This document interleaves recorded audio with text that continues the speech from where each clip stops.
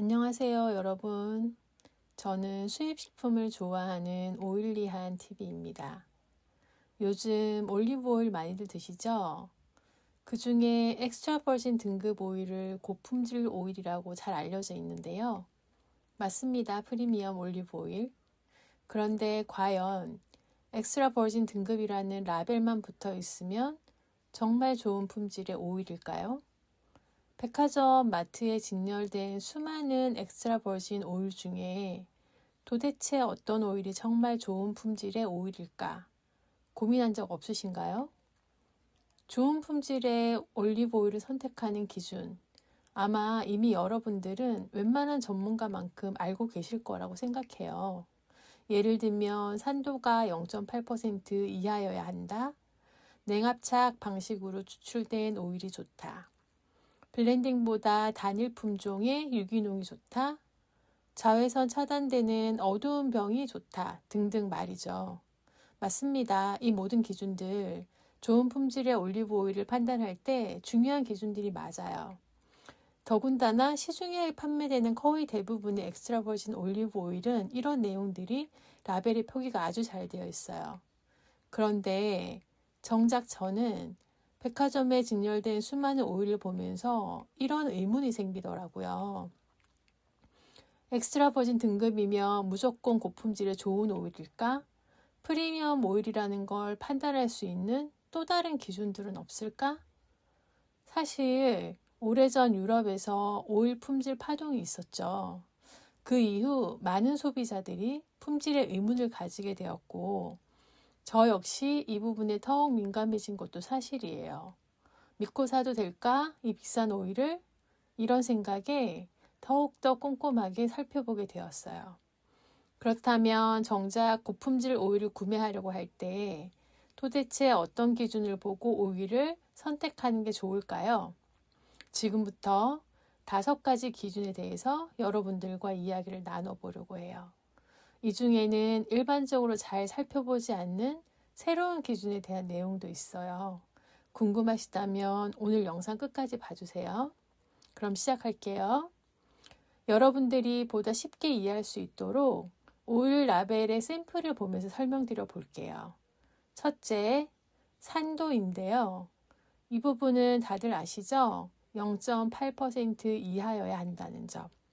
보통 라벨 뒷면을 보시면 표기되어 있는 경우가 있어요. 여기에 0.15라고 표기된 숫자 보이시나요? 이 숫자가 낮을수록 좋죠. 이 오일은 아주 신선한 오일이네요. 그런데 산도는 의무 표기사항이 아니기 때문에 라벨에 정보가 없는 경우도 많아요.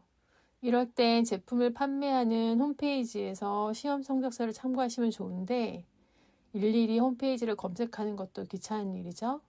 그래서 왠지 라벨에 이 수치가 표기되어 있으면 더욱 신뢰가 가는 부분이라 저는 이 수치를 꼭 확인한답니다. 그런데 여러분, 오일의 신선도를 측정하는 또 다른 기준이 있다는 거 알고 계신가요? 바로 2번째로 말씀드릴 페록사이드 수치예요. 한글로 번역하면 과산화 물가라고 하죠. 용어가 좀 어렵죠?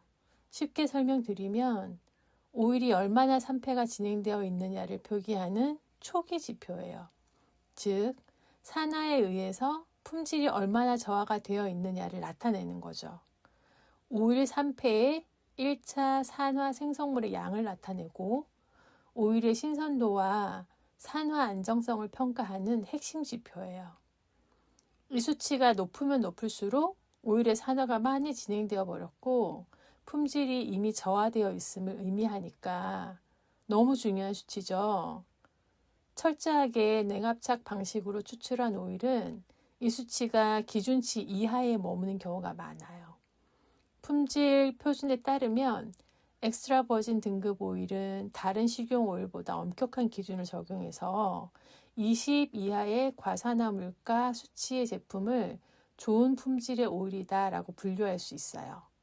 그럼 지금 보시는 라벨에는 15라고 되어 있으니 엄청 신선한 품질의 제품이라고 믿어도 되겠죠. 3번째, 올레인산 함량이에요.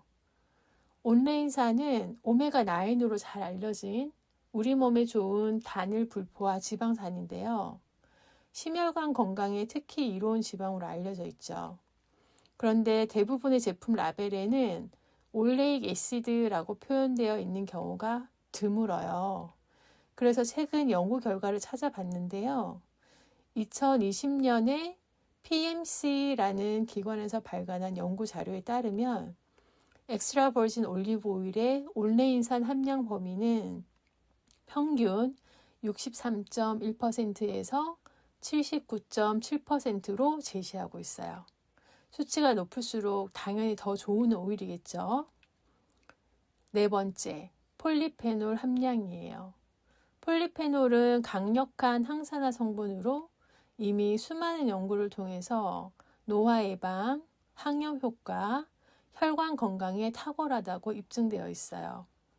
당연히 함량이 높으면 높을수록 건강에 이롭다고 간주되고요.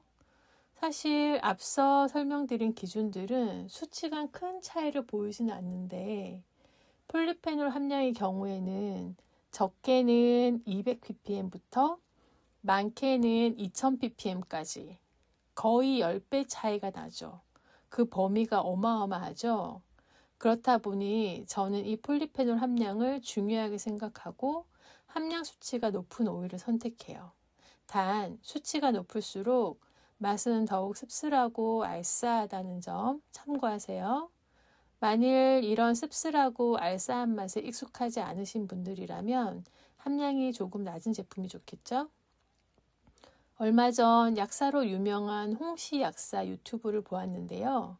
이분도 높은 함량의 폴리페놀이 좋은 점을 언급하시면서 실제로 폴리페놀 함량이 높은 오일을 선택하신다고 하더라고요. 그리고 마지막 오늘 말씀드릴 가장 중요한 부분인데요. 바로 에스테이트 바틀이라는 표기입니다. 이 용어는 원래 와인의 품질을 표기하는 기준으로 활용되는데요. 에스테이트는 재배하는 밭, 농지, 토양 이런 의미이고 바틀드는 병입 후 완제품 처리했다는 의미예요. 즉 생산자가 열매를 직접 재배하고 수확해서 중간 냉압착 과정 그리고 마지막 병입까지 모든 과정을 생산자가 엄격하게 관리해서 생산했다는 의미죠. 이것은 법적으로 아주 엄격하고 철저하게 품질 규정을 통과했다는 증거예요. 사실 단일 품종으로 생산된 오일이라고 하더라도 여러 밭에서 같은 품종의 열매를 공급받아서 제조 공장에서 섞어서 압착하는 경우도 많거든요. 예전에 유럽 올리브 오일 품질 파동의 원인이 바로 이 기준을 지키지 않아서 발생한 거라고 봐요. 원산지를 알 수 없는 여러 오일을 마구마구 블렌딩한 후 엑스트라 버진 등급이라는 라벨을 붙여서 마치 고급 품질의 올리브 오일로 둔갑시켜서 유통한 거죠. 그런데 이 내용이 라벨에 표기된 제품이 사실 많지는 않아요. 찾기가 다소 어려울 수는 있지만 저는 항상 오일 코너에서 최소 30분 이상 서성이면서 이 표기가 붙어 있는지 없는지 꼼꼼하게 살펴본 후에 구매를 하거든요. 물론 좋은 품질을 보장하는 만큼 가격이 다소 비쌀 수 있지만 나의 가족 그리고 부모님의 건강을 생각한다면 한번 선택해 보세요. 앞으로 올리브 오일을 선택할 때 이 내용을 참고하신다면 정말 믿고 구매할 수 있는 프리미엄 제품을 만나시게 될 거예요. 그리고 여러분의 선택 경험도 공유해 주세요. 오늘도 올리브 오일과 함께 건강한 하루 보내시고요. 오늘 영상도 여러분의 선택에 도움이 되셨길 바라며 끝까지 시청해 주셔서 감사합니다. 다음에도 유익한 정보로 찾아올게요.